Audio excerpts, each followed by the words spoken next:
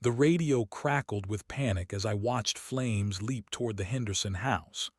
Below me, 3 fire trucks sat motionless on the access road while Sheriff Karen stood with her arms crossed, blocking their path.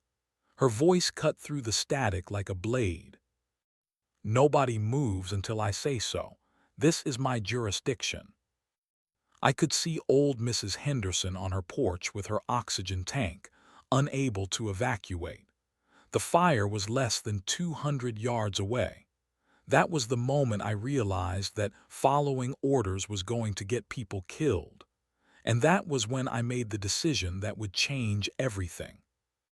My name is Mike Torres, and I have been flying air tankers for wildfire suppression for 18 years. When people ask me what I do for a living, I tell them I drop water on fires from the sky. It sounds simple until you are flying a 40-ton aircraft through smoke so thick you cannot see your own wingtips. The summer of 2023 started like any other fire season in Pine Ridge County. Our small mountain community of about 4,000 people knew the drill. When the fire sirens went off, everyone had their role. The volunteer fire department mobilized ground crews. The county dispatched coordinated evacuations, and pilots like me launched air tankers to hit the flames from above. Pine Ridge sits in a valley surrounded by national forest. Beautiful country but dangerous when conditions are right. That year, we had the perfect storm brewing. 3 months without significant rain, temperatures hitting record highs, and winds that could turn a campfire into an inferno in minutes. Sheriff Karen Novick had been running the department for about 2 years. At first, she seemed competent enough, professional, organized. She worked well with the fire department during smaller incidents, but I started noticing things that bothered me. The way she needed to be in charge of every situation, how she talked over fire chiefs during briefings, small things that made me uncomfortable. The first major fire of the season broke out on a Tuesday morning in July. Lightning struck about 10 miles north of town. I was airborne within 20 minutes, coordinating with ground crews to establish a perimeter. Standard operation. The kind of thing we had done hundreds of times. That was when I first saw Karen's true colors. Instead of staying back and managing evacuations like sheriffs usually do, she drove right up to the incident command post. She started questioning every decision the fire chief made, asking why crews were positioned here instead of there, demanding explanations for tactical choices that were frankly none of her business. Fire Chief Martinez tried to be diplomatic. "Sheriff, we appreciate your support. Right now we need to focus on containment." But Karen was not backing down. "This is still my county, Chief. I need to understand what you are doing and why." From my cockpit, I watched this power struggle play out over the radio. Precious minutes ticking away while personalities clashed on the ground. The fire did not care about jurisdictional disputes. It just kept burning. We managed to contain that first fire, but something had shifted. Karen had tasted control over fire operations, and I could tell she wanted more. Over the next few weeks, she started showing up to every incident, always with questions, always with suggestions, always needing to be the center of attention. The other pilots and I talked about it during our briefings. Jerry Hoffman, who had been flying longer than anyone, shook his head after one particularly frustrating incident. 25 years I have been doing this job," he said. "Never seen a sheriff try to run fire operations before. None of us could have predicted how much worse it was going to get." By August, Karen's interference was becoming impossible to ignore. What started as annoying questions had evolved into active obstruction. She began citing obscure county regulations that supposedly gave her authority over emergency operations. Regulations that no one had ever heard of, and that made no practical sense during actual emergencies. The breaking point came during a grass fire near the elementary school. Nothing too serious, but close enough to buildings that we needed to act fast. Ground crews were setting up to attack the fire from the south side when Karen arrived on scene. "Hold up," she announced over the radio. "I need to inspect your equipment before you proceed." Fire Captain Lewis could not believe what he was hearing. "Sheriff, we need to move now. The wind is picking up." "Nobody moves until I clear you to operate in my jurisdiction." I was circling overhead, watching this disaster unfold in real time. The fire was small enough that ground crews could have knocked it down in 15 minutes. Instead, they sat idle while Karen walked around their trucks with a clipboard, playing inspector. The wind shifted. The fire jumped the creek and started moving toward a cluster of houses.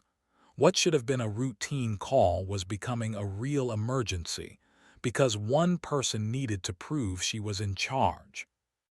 "Sheriff," I called over the radio, "we need those crews moving now." Her response was ice cold. "Air tanker, you will wait for my authorization before any drops." I had never heard anything like it. In 18 years of fighting fires, no law enforcement officer had ever tried to control air operations. We follow federal aviation guidelines and incident command protocols. Sheriffs handle evacuations and traffic control. They do not tell pilots when and where to drop water. But Karen was just getting started.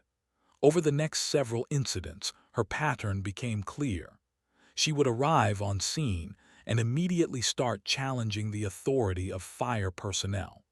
She claimed to have found county ordinances that required all emergency operations to go through her approval first. "Show me the paperwork," she would demand when incident commanders tried to deploy resources. Fire Chief Martinez finally reached his breaking point during a meeting at the county offices. "Sheriff, with all due respect, you are interfering with our ability to protect lives and property." Karen's face flushed red. "Chief, I think you are forgetting who the elected official is here. This county voted me into office to provide public safety. That includes making sure fire operations follow proper procedures." "What procedures? You are making this up as you go. Are you questioning my authority?" The tension in that room was thick enough to cut with a knife.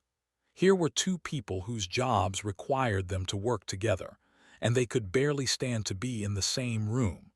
But the real problem was not personality conflict. The real problem was that Karen was using her badge to satisfy her ego, and it was going to get someone killed.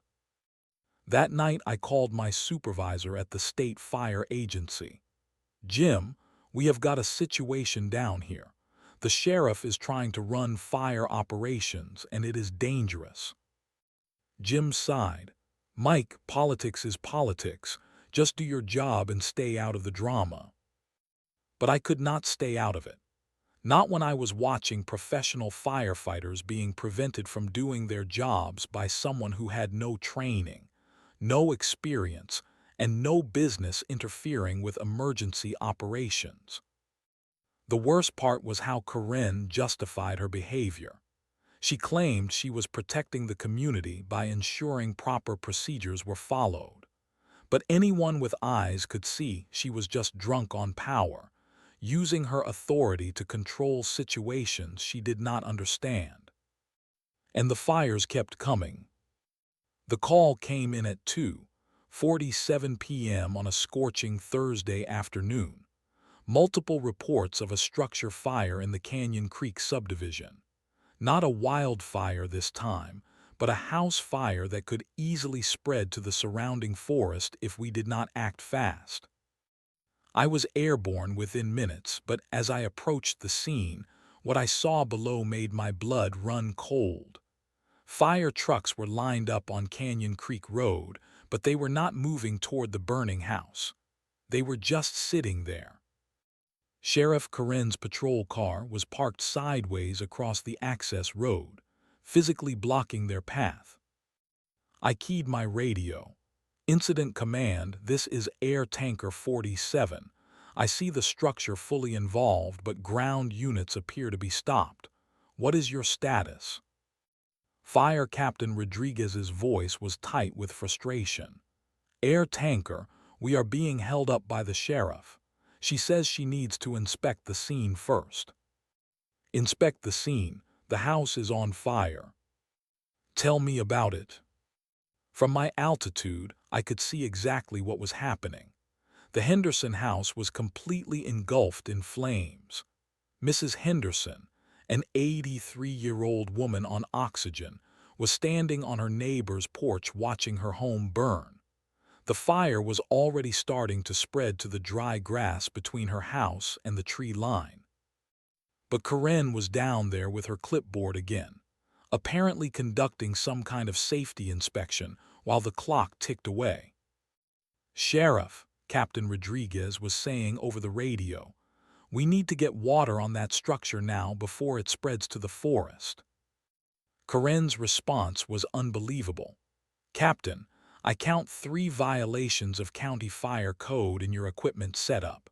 Nobody moves until these are corrected. What violations? Your hoses are not properly marked, according to County Ordinance 847B.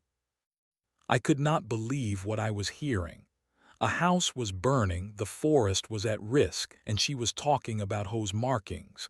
This was not bureaucracy anymore. This was sabotage. The fire was growing by the minute. I could see spot fires starting in the grass, pushed by afternoon winds toward the timber. If those flames reached the tree line, we would have a major wildfire on our hands. Incident command, I called. I am seeing spot fires in the grass. We need those ground units moving now. Air Tanker, our hands are tied. Sheriff's orders. That was when I made my first attempt to reason directly with Karen. Sheriff Novak, this is Air Tanker 47. We have a rapidly expanding fire situation. Can you please clear the access road? Her voice came back sharp and defensive. Air Tanker, you will follow proper chain of command. All requests go through me first. Sheriff, the fire is spreading toward the forest. We need to act now. Are you questioning my authority? There it was again. Her favorite phrase. The magic word she used whenever anyone tried to inject common sense into her power games. But this time, lives and property were genuinely at stake. I watched from above as precious minutes ticked away. The Henderson house was now completely destroyed, but that was no longer the main concern. 3 spot fires were burning in the dry grass, and the wind was pushing them steadily toward the trees. Captain Rodriguez tried one more time. Sheriff, please, we can resolve any code issues later. Right now we need to stop this fire from reaching the forest.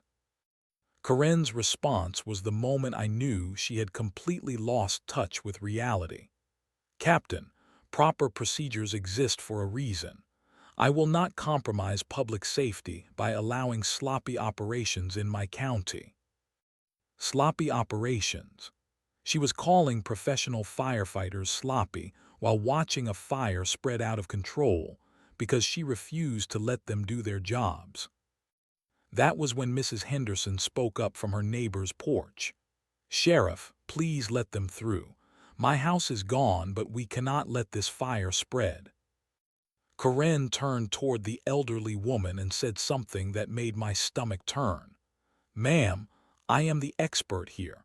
I will decide what is best for this community. The expert.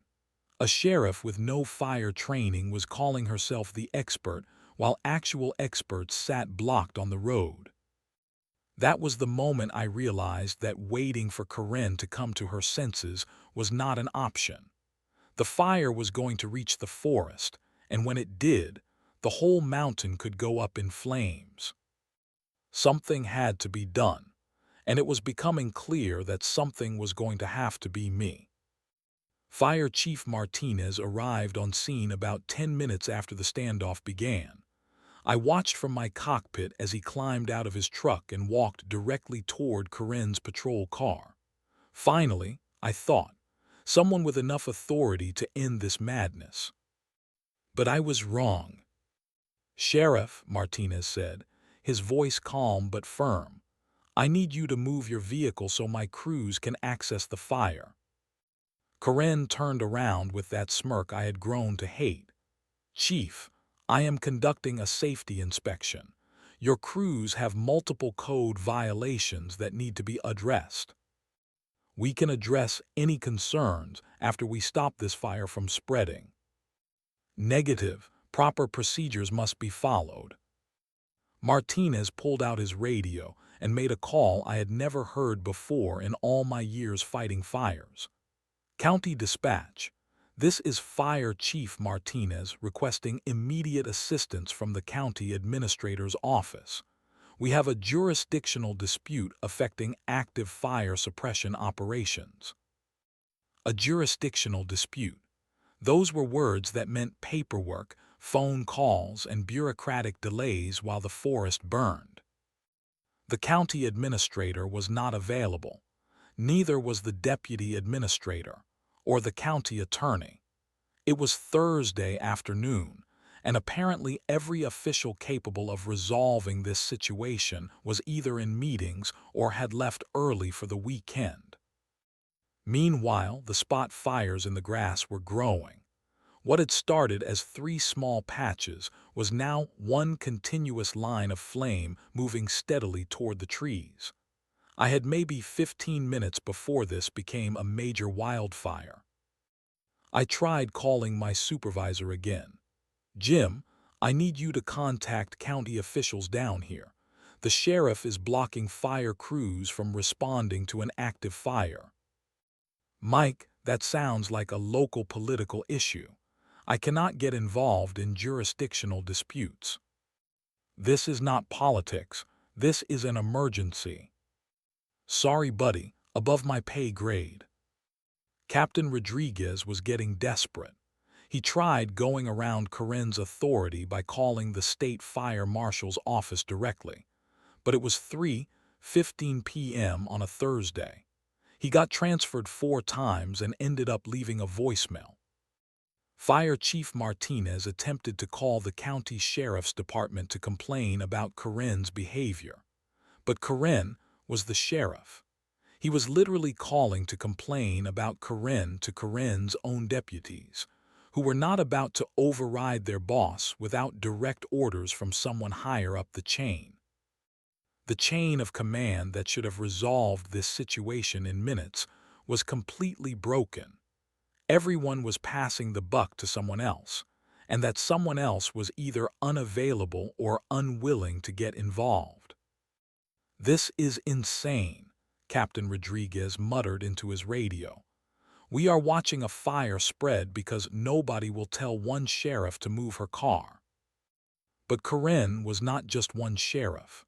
She was an elected official with legal authority, a badge, and a gun. And she was using all of that power to prevent firefighters from fighting a fire. I made one last attempt to reason with her directly. "Sheriff, I can see the fire line from up here. It is less than 50 yards from the timber. If it reaches those trees, we are going to have a major incident." "Air tanker, I appreciate your concern, but I am the expert on ground conditions." The expert on ground conditions. A sheriff who had never fought a fire in her life was telling an experienced pilot and trained firefighters that she knew better than we did about fire behavior. At 3:22 p.m., exactly 35 minutes after the first fire trucks arrived on scene, the flames reached the tree line. I watched it happen from above, helpless to stop it.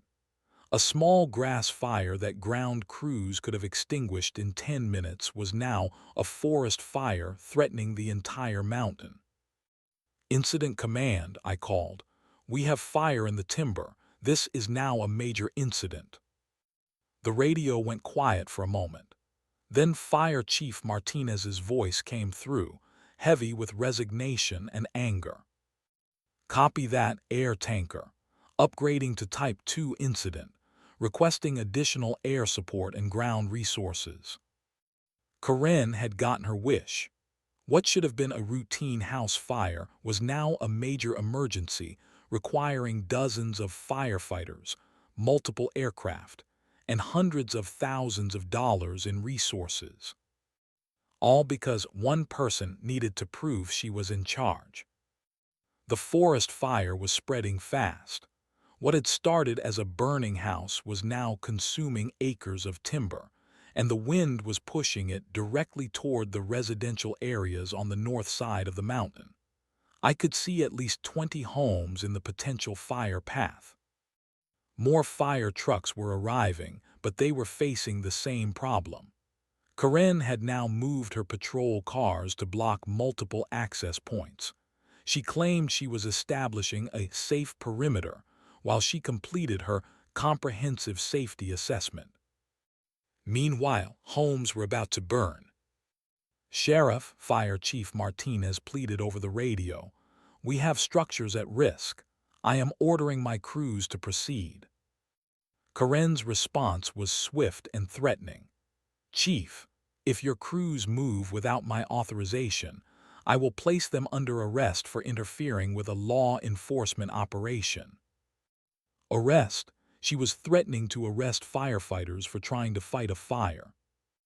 That was the moment I realized the system was not going to fix this. Phone calls to county officials were going nowhere.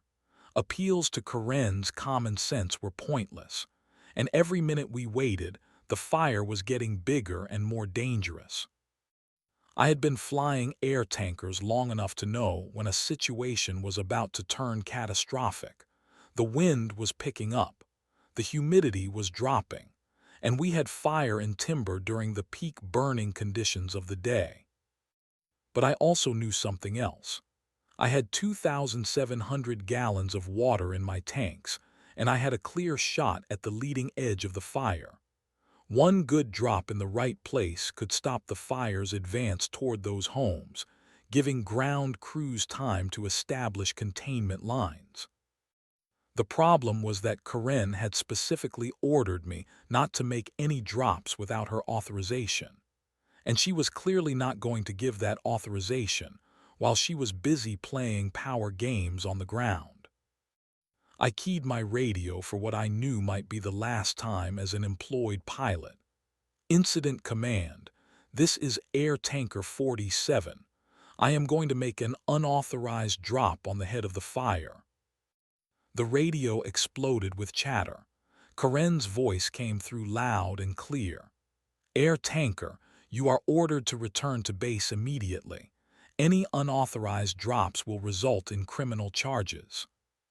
Criminal charges for dropping water on a fire to save homes.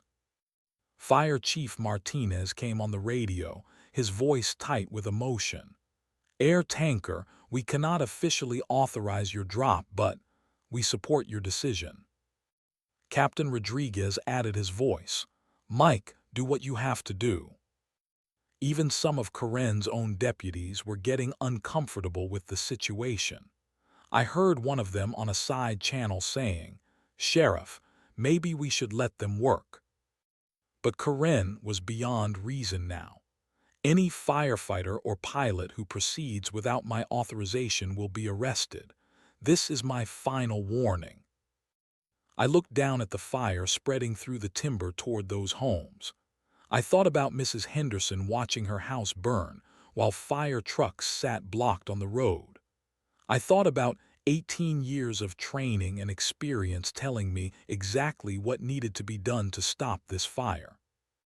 And I thought about Karen Novick, drunk on power and willing to let homes burn rather than admit she was wrong. The choice was clear. I could follow orders and watch houses burn, or I could do my job and face the consequences later. I banked the aircraft toward the fire and began my approach. "All ground units, This is Air Tanker 47. I am making a drop on the head of the fire in 30 seconds. Clear the area." The radio went silent except for Karen's voice, now shrieking with rage. "Air Tanker, abort your drop immediately. That is a direct order." But I was already committed. The aircraft was loaded, the target was clear, and people's homes were at stake. Time to drop some water. The approach run for a fire drop is always intense, but this one felt different. I was not just fighting fire anymore. I was fighting for everything I believed about duty, responsibility, and doing what is right when the system fails. "Air Tanker, abort your drop." Karen's voice crackled through the radio, but I had already switched to the tactical frequency that ground crews were monitoring. "Ground units, Air Tanker 47 beginning final approach from the southeast. Drop in 15 seconds." The fire was running hard through the timber, pushed by afternoon winds toward the ridge where the Elmwood subdivision sat. 23 homes, including families with children. If the fire crested that ridge, those houses were gone. But I had the angle. The wind was working in my favor, and the terrain gave me a perfect run at the head of the fire. This was what 18 years of experience had trained me for. 10 seconds to drop. The aircraft shuddered as I armed the release system. 2,700 gallons of water and fire retardant, perfectly mixed and ready to deploy. The weight made the plane handle differently, but I had made this same run hundreds of times. 5 seconds. I could see ground crews positioning themselves despite Karen's orders. Captain Rodriguez had moved his engine to a flanking position where they could attack the fire immediately after my drop. Fire Chief Martinez was coordinating with other units to establish containment lines. These were professionals who understood that sometimes you have to disobey bad orders to do good work. Drop away. The aircraft jumped as nearly 3 tons of water and retardant left the tanks. I pulled up hard, feeling the G-forces as I climbed away from the terrain. Behind me, a massive curtain of red retardant fell toward the flames like the wrath of God. The drop was perfect. It hit the head of the fire at exactly the right angle, creating a line of soaked earth and flame-resistant foam that stopped the fire's advance cold. The flames that had been racing toward the ridge suddenly had nowhere to go. "Beautiful drop," Captain Rodriguez called over the radio. "Fire advance stopped. We are moving in now." I circled back to assess the damage. The retardant line was holding. Ground crews were already advancing with hoses, mopping up spot fires and establishing a secure perimeter. What had been a catastrophic situation 5 minutes earlier was now a manageable cleanup operation. The homes on Elmwood Ridge were safe. But Karen was not finished with me yet. "Air Tanker, you are ordered to land immediately," she screamed over the radio. "You will be arrested for disobeying a direct order from law enforcement." Fire Chief Martinez came on the radio with barely controlled anger. "Sheriff, that pilot just saved 23 homes with that drop. Maybe you should be thanking him instead of threatening him." "Chief, that pilot is a criminal who endangered public safety by operating without authorization. The only person who endangered public safety today was you." It was the first time anyone had directly challenged Karen's behavior over an open radio channel. Every firefighter, every law enforcement officer, and every emergency services worker in the county was hearing this conversation. Captain Rodriguez could not stay quiet either. "Sheriff, with all due respect, we had that fire contained 15 minutes after the drop. Your safety concerns did not prevent any safety problems. They created them." Other voices started joining in. Firefighters who had been frustrated by Karen's interference for months finally had an example of what happened when someone ignored her misguided authority. That was the best drop I have seen all season. 23 families are going home tonight because of that pilot. Maybe we should let the professionals do their jobs. Karen's response was to double down on her threats.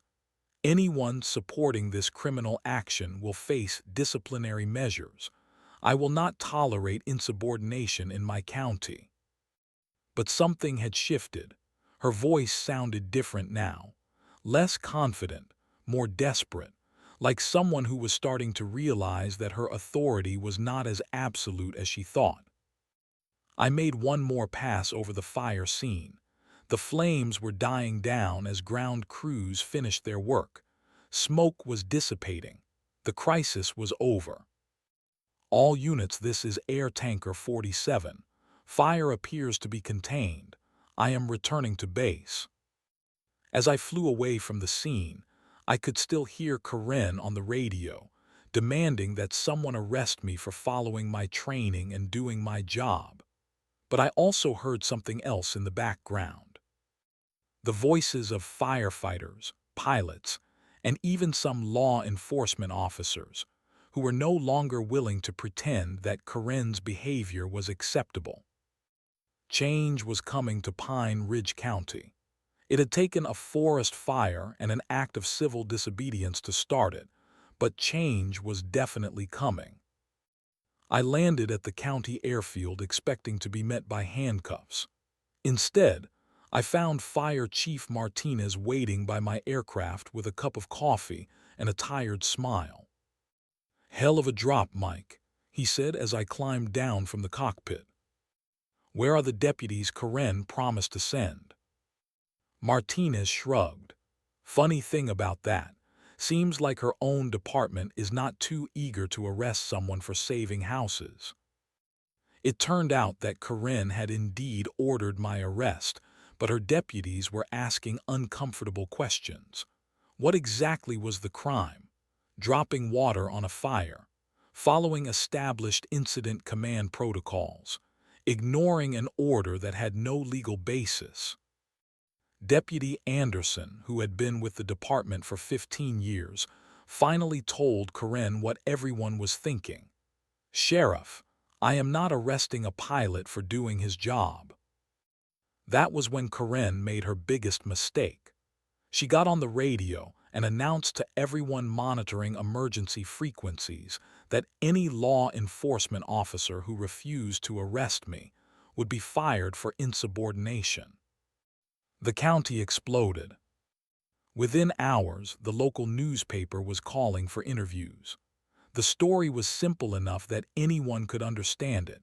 Sheriff blocks fire trucks, pilot saves homes, sheriff tries to arrest pilot. By evening, the story had reached the state news outlets. Sheriff interferes with fire operations was trending on social media. Videos of Karen blocking fire trucks were being shared thousands of times. The county administrator, who had been unavailable during the actual emergency, suddenly became very available. He announced an immediate investigation into the incident and placed Karen on administrative leave pending review. But the real vindication came from an unexpected source. Mrs. Henderson, the elderly woman whose house had burned while Karen played bureaucrat, gave an interview to the local TV station. "That sheriff stood there with her clipboard while my house burned," she said, sitting in her neighbor's kitchen. "Then she tried to arrest the man who stopped the fire from taking everyone else's houses too. That does not sound like protecting and serving to me." The interview went viral. Within days, it had been viewed over 1 million times. Comments poured in from firefighters, pilots, and citizens across the country who had their own stories about bureaucrats abusing their authority during emergencies. Karen tried to control the narrative by giving her own interviews, claiming she was protecting public safety by ensuring proper procedures were followed. But every time she appeared on camera, she looked worse, defensive, arrogant, completely disconnected from the reality of what had happened. The county attorney announced that no charges would be filed against me. In fact, he commended my actions as exemplary service under difficult circumstances. 3 days after the fire, I received a call from the state fire marshal's office. They wanted to interview me as part of their own investigation into Karen's interference with fire operations. "Mike," the investigator said, "we have been getting complaints about Sheriff Novick for months. Your incident was just the most dramatic example of a pattern of behavior that has been putting people at risk."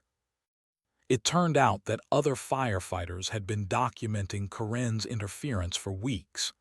Incident reports, radio recordings, written complaints that had been filed with various agencies but ignored because nobody wanted to challenge an elected sheriff. Until now, the system that had failed during the emergency was finally starting to work. Slowly, bureaucratically, but it was working. Karen Novick's reign of terror was coming to an end. The official investigation took 6 weeks to complete, but the findings were devastating for Karen.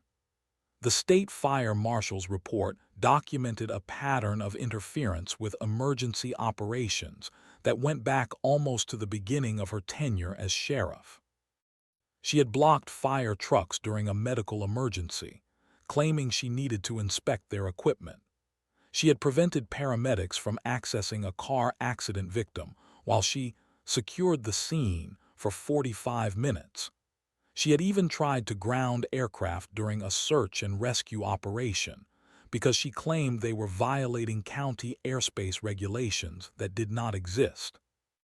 The report concluded that Karen had repeatedly exceeded her authority and endangered public safety through unnecessary interference with emergency operations. But the legal consequences were just the beginning. The county commissioners held a special session to address the findings. The meeting was packed with firefighters, pilots, paramedics, and citizens who had been affected by Karen's abuse of power. One by one, they told their stories. Captain Rodriguez spoke about the frustration of watching fires spread while waiting for Karen's permission to do his job. Deputy Anderson talked about being ordered to arrest people for following proper emergency procedures. Mrs. Henderson, now living in a FEMA trailer while her insurance claim was processed, spoke about watching her house burn while bureaucracy ran wild. The commissioners voted unanimously to recommend Karen's removal from office. The state attorney general's office announced criminal charges against Karen for obstruction of emergency services, a felony under state law.